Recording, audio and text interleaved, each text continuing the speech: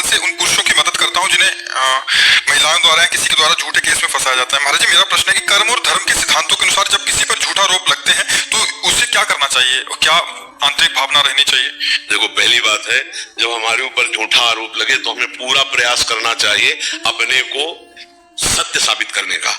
और जब हमको उस सत्य साबित करने पर भी दंड मिल रहा है और हमें वास्तविक दंड मिला, तो फिर हमें विचार करना चाहिए कि हमारे उस पाप का फल है जिसका ना सरकार ने दंड दिया और ना हमने प्रायश्चित किया, लेकिन पाप किया है। तो घूम करके यहाँ हमने पाप नहीं किया लेकिन मुझे दंड मिल रहा, तो निश्चित समझो मुझे मेरे उस गुप्त पाप का फल है जिसको कोई नहीं जानता है। कई ऐसे गुप्त पाप हमारे द्वारा होते हैं जिनका ना भारत सरकार से दंड मिला है और ना भगवान के द्वारा दंड मिला है, तो वो कर्म हमको दंड देगा, ऐसी जगह फंसाएगा जहां हम बिल्कुल गलत नहीं है, पर हमको वो दंड भोगना पड़ेगा। पक्का वो हमारा पूर्व का प्रारब्ध है, पक्का पूर्व का प्रारब्ध है। एक आदमी ने किसी महिला से प्रियता करके और उसको बाद में छल करके मार दिया और अपने ही घर में गाड़ दिया और कोई नहीं जान पाया और कहीं बाहर से फंसा के लाया था, ऐसा हो गया। बहुत अच्छे से जीवन चलने लगा।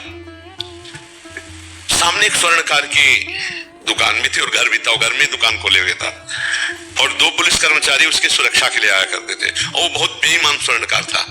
मतलब छल कपट करना, असली स्वर्ण को नकली करके से कई तरह से मिलावट करके बहुत। और वो जो दोस्त की सुरक्षा में आते थे वो उसकी पोल जानते थे, तो उसको कुछ वो देता है। ऐसा होते हैं, छल कपट वाले आदमी भी होते हैं, छल कपट वाले रक्षा सूत्र विधान वाले भी होते हैं। अब एक दिन किसी अच्छे स्वर्ण के उसमें उसको लाभ मिला, तो ये बात जब उन कर्मचारियों ने देखा तो उससे कहा हमें अच्छा दाम दीजिए। उन्होंने नहीं दिया तो रात्रि में आके प्लान बना, बहुत वर्षों से मिलजुल रहे थे, स्वर्णकार को मार दिया, एक अटैची में बंद किया और बॉक्स में सारी आप सब पता था वो संपत्ति और स्वर्ण लिया और निकल ये रहे थे कि वो आदमी लोग शंका करने निकला। कौन? जो बहुत पहले, कई वर्ष पहले किसी महिला को लाकर ऐसा अत्याचार करके मार के और अभी तक बिल्कुल फ्रेश था। उसने देखा, उसने कहा ये क्या तुम दो बॉक्स लिए हो? इसका मतलब तुम जो सरकारी कर्मचारी थे उन्होंने कहा देखो अब तुम तो देख लियो, तुम कुछ हिसाब किताब हमसे ले लो और जाओ अपने घर। तो उसने कहा आप गलती नहीं करूंगा, मतलब अंदर से निकला उसके पीछे जो गलती हो गई अब गलती नहीं करूंगा। उसने कहा एक पैसा नहीं लूंगा, ये बात हम। तो उसने कहा देखो हम लोगों के हथकंडे बहुत होते हैं, अभी हमारी बात मान जाओ नहीं तो हम 2 मिनट में फंसा देंगे। तो उनका बिल्कुल नहीं, हम नहीं, बिल्कुल राजी नहीं होंगे, तुम गलत कर रहे हो। और उसको ये पता नहीं क्यों मार के ले आए। दोनों बॉक्स रख दिए और दोनों पकड़ लिए, हल्ला मचाने लगे।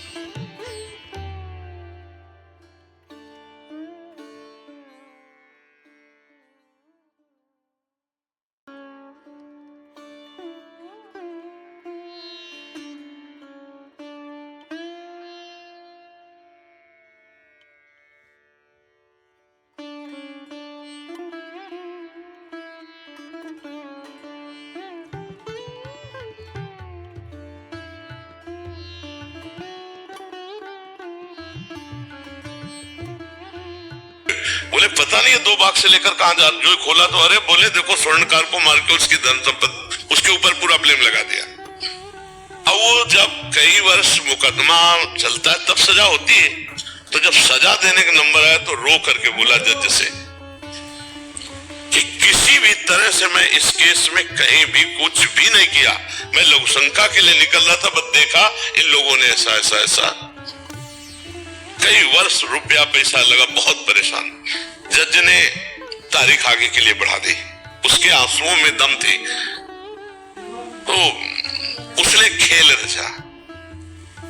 एक आदमी को मृत घोषित किया अपने ही परिकर में, वो मरा नहीं था और कहा कि अपने ही लोगों द्वारा इसका अंतिम संस्कार किया जाए।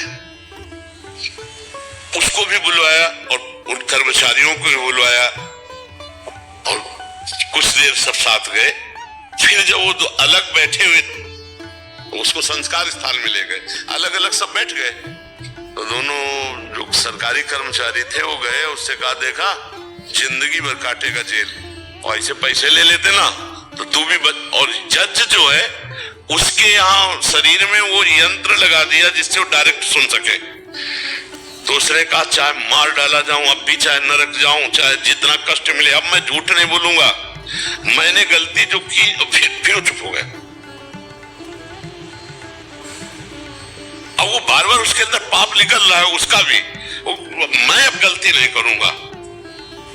जज ने पुलिस वालों को बुलाया और कहा यंत्र फिट है उसके पास, आपका पाप रुका नहीं, आपने बोल दिया है, मुझे पता चल गया है, इसका पूरा का पूरा खेल आपका है। फिर उसको एकांत में बुलाया, बोले आप इतना बोल के रुक गए थे, अब नहीं करूंगा, तो आपने पहले कुछ किया क्या?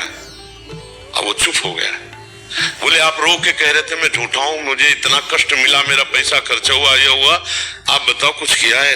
बिल्कुल आपको माफ कर दूंगा, केवल मैं जानना चाहता हूं कि आपको इतना कष्ट